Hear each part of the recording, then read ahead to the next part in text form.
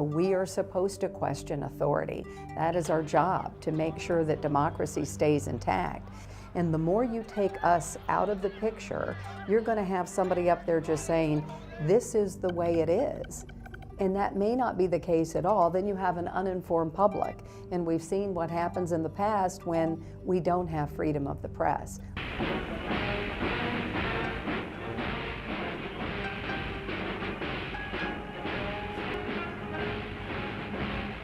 I wanted to tell stories, and I liked, from the time I was a little girl, I read books, but I really liked biographies. And the first books I can remember reading were about Amelia Earhart and George Washington Carver, and they were real people. And so when I got old enough to make a decision about what I wanted to do, I thought, boy, I'd like to meet people like them and help tell their stories. And so that's what I did. I worked at my college newspaper, my college radio station, and when I got out, I got a job at my hometown newspaper, and I started writing. Well, I think what I loved most about broadcasting is feeling that you were a player in your community. I think that is probably, and you could be a catalyst for change, you could be a catalyst for discussion, and you could ultimately change people's views on things and enact action, legislation. And there are many stories that I covered that, to me, those were probably the most meaningful. It started, for instance, on one woman I did a story on. Her daughter had been beaten in a coma by a former boyfriend or something along those lines. There was no legislation because he used his hands and feet. Those weren't considered weapons. So we brought attention to that fact. This woman was relentless in fighting for justice for her daughter, and eventually it led to a Senate bill where hands and feet were considered lethal weapons and changing the law. Those instances are probably the ones that are the most meaningful for me, when you feel that you have a voice and can help shed light on something, and people become involved and make changes.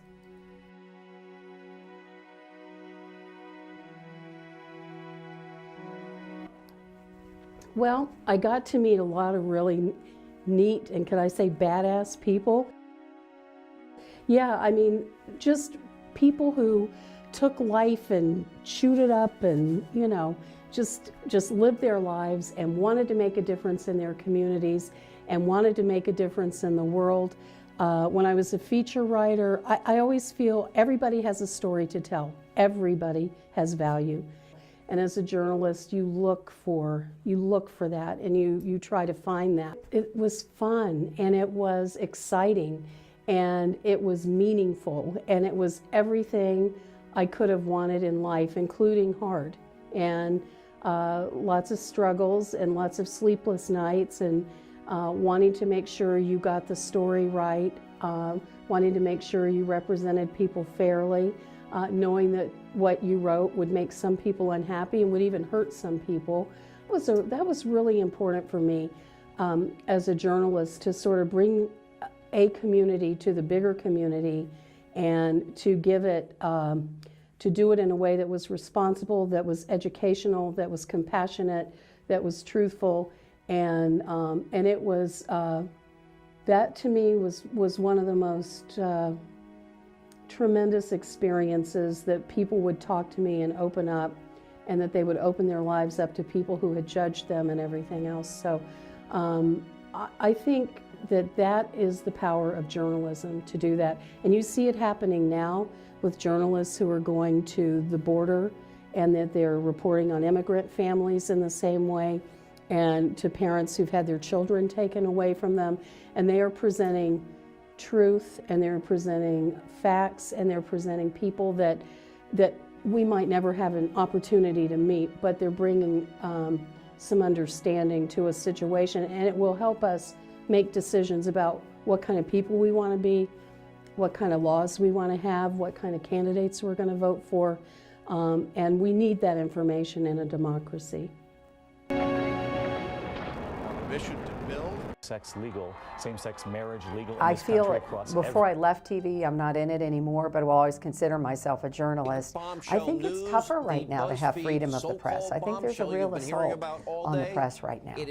I've noticed much more of a shift now in the current climate with freedom of the press. And I think a lot of that is, I feel, under assault with terms like fake news.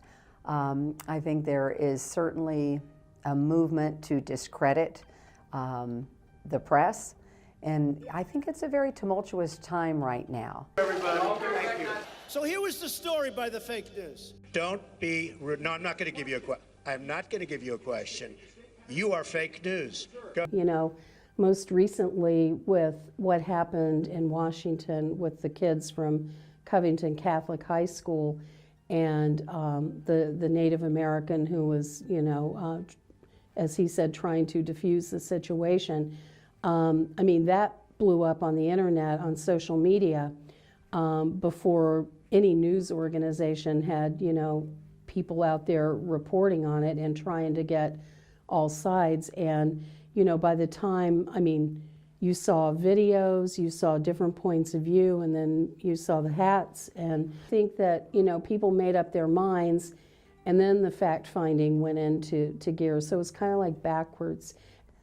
And then now everybody, oh, liberal bias. Well, not necessarily. Part of that was certain videos were coming out. Different stories ended up evolving. And now it's, you know, fake media again. I mean, it is really a tenuous time. I think it's a very interesting time for journalists because I think it all started with the picture, I hate to say it, when the president with the inauguration pictures. And he said, I had the biggest inauguration ever, the biggest crowd. And then we saw pictures. And then we said, well, not really. Well, then you're assaulting the president and you're being disrespectful. Now we're just in this fractured landscape of media and reporting. And I really think that the onus is on the consumer to be responsible about what your sources are of news. I think complete freedom is just saying whatever you want, hurting whoever you want, and everything else. And I don't think we want that. I think we want the ability, without the government interfering with our ability to tell people what's happening. And, you know, Congress can't impose any laws on that. But the rest of it is, I think it's personal responsibility, it's institutional responsibility, and I think we have to sort of impose our own kind of standards rather than limitations. I prefer that word. Freedom of the press is so important, as we see when you don't have it, when it's a dictator and you don't have freedom of the press. That's when the truth isn't out there of what's happening. You're given a line of what you're supposed to believe. Freedom of the press is a responsible exercise of the First Amendment, which is helping, is using the means that you have to report on occurrences or events or news that impact people's lives with a minimum of government interference in that gathering of news, and to deliver it in a way that is, I don't want to use the word objective, but is responsible and balanced and helps people make decisions about their lives. My father was a career Air Force pilot. And so he served his country in that. And I remember in the 1990s, in my community, we were writing editorials that were against the impeachment of President Clinton. And it was a really tough time. I mean, it was, you know, even though more than half the American people agreed with our editorial stand, the people who didn't agree were very vocal about it. And it was like, you know, it was this daily onslaught of letters and phone calls and everything else.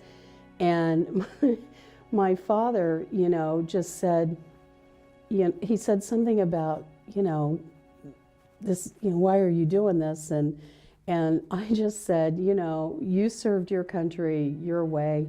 I feel like I'm serving my country my way. And he actually bought that, you know, and I said, I'm in a different army. I'm in this army of journalists, and this is what we do.